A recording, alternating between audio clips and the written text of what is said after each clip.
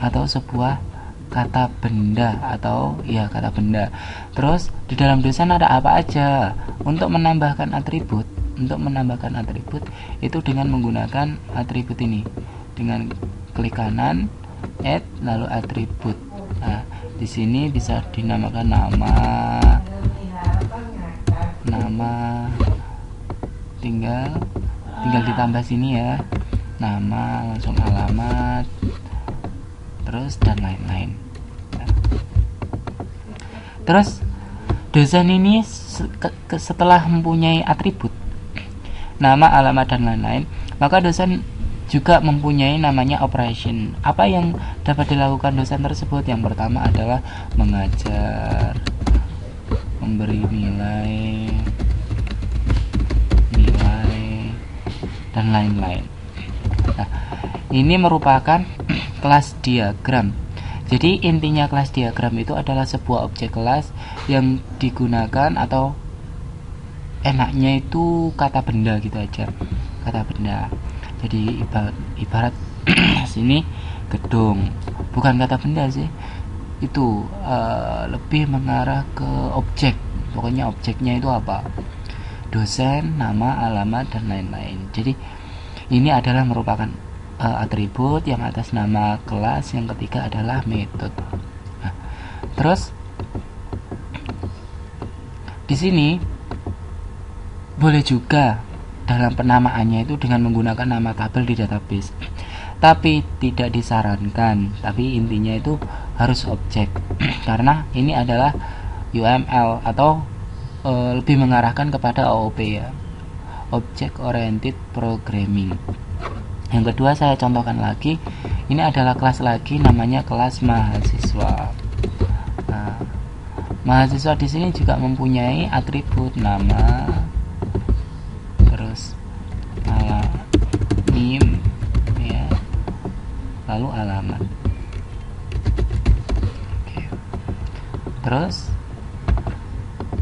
apa operasinya? Diajar, ngajar, terus apa ya, terus diajar sama dinilai.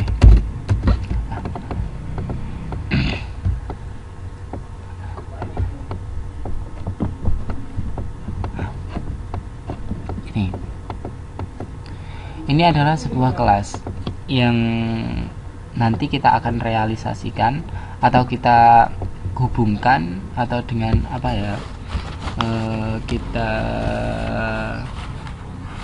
relasikan, kita hubungkan dengan menggunakan ini. Nah, ini adalah hubungan-hubungan antara objek satu dengan objek yang lainnya, objek kelas satu dengan yang lainnya.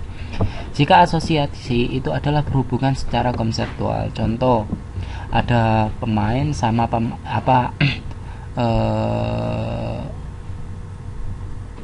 ini dosen sama mahasiswa. Nah, dosen sama mahasiswa ini apa? Itu adalah asosiasi, kita hubungkan. Asosiasi kita hubungkan. Nah, karena apa?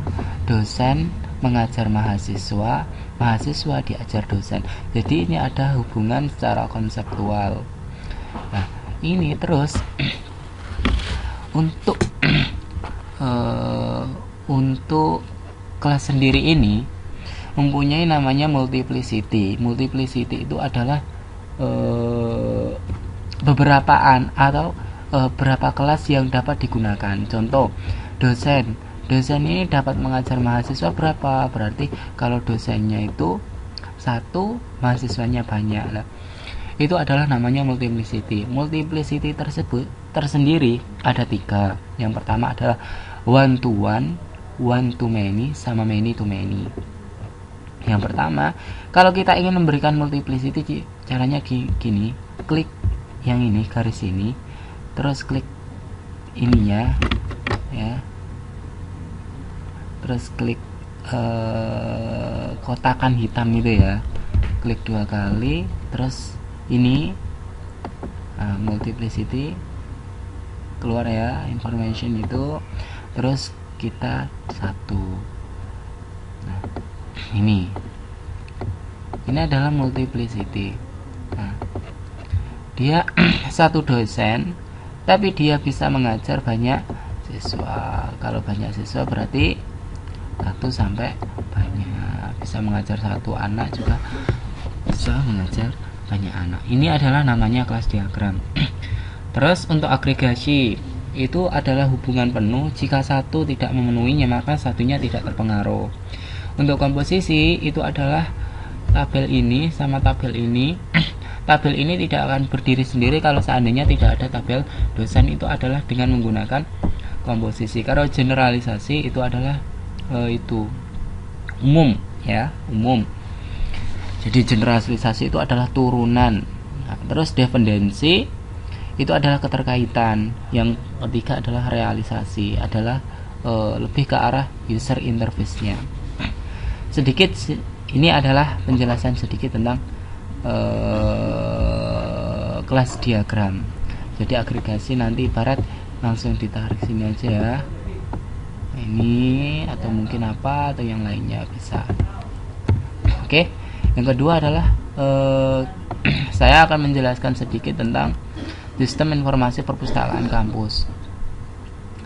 Di sini saya mempunyai tabel mahasiswa, petugas, pengguna atau mahasiswa user ya, petugas, transaksi, buku, penulis, katalog ya. Terus rak buku, pencarian buku, peminjaman sama pengembalian. Di sini antara kelas mahasiswa sama transaksi itu adalah berhubungan konseptual. Karena apa? Mahasiswa dapat bertransaksi, satu mahasiswa dapat bertransaksi lebih dari satu. Makanya berarti minimal mahasiswa bertransaksi itu satu, untuk maksimalnya tidak terbatas. Yang kedua, petugas. Petugas ini dapat melayani dengan cara melayani transaksi. Petugas satu bisa melayani transaksi banyak transaksi. Nah, terus untuk ini juga hubungan konseptual ya, atau asosiasi ya. Ini ya, ini asosiasi, ini asosiasi. Ini juga asosiasi karena apa? Transaksi ini yang ditransaksikan apa? Buku. Banyak transaksi buku. Satu buku dapat ditransaksi oleh banyak transaksi. Maksudnya jadi kalau seandainya kamu minjam satu buku itu dikembalikan, ditransaksi lagi, ditransaksi sampai banyak itu. Terus ini adalah generalisasi.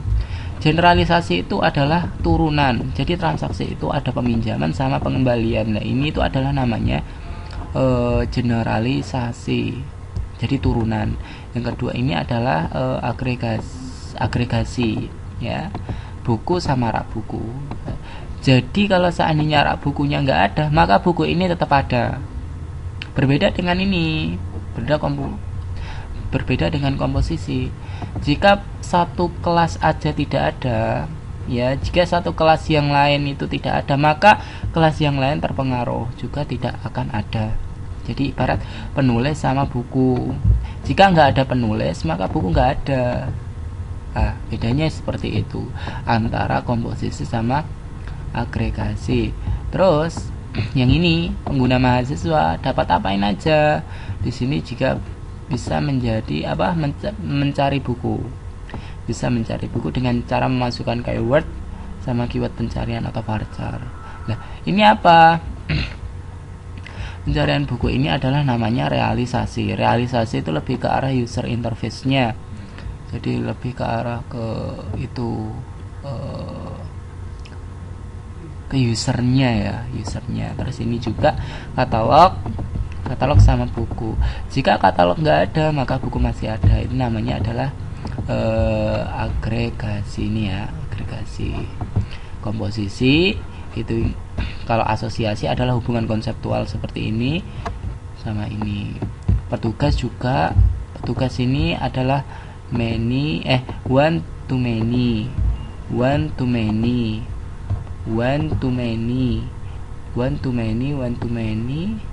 sama ini juga ya, rak buku juga. Ya, sekian dari saya dari penjelasan sedikit tentang kelas diagram sistem informasi perpustakaan. Untuk selanjutnya kami mohon maaf jika mungkin ada kesalahan. Wassalamualaikum warahmatullahi wabarakatuh.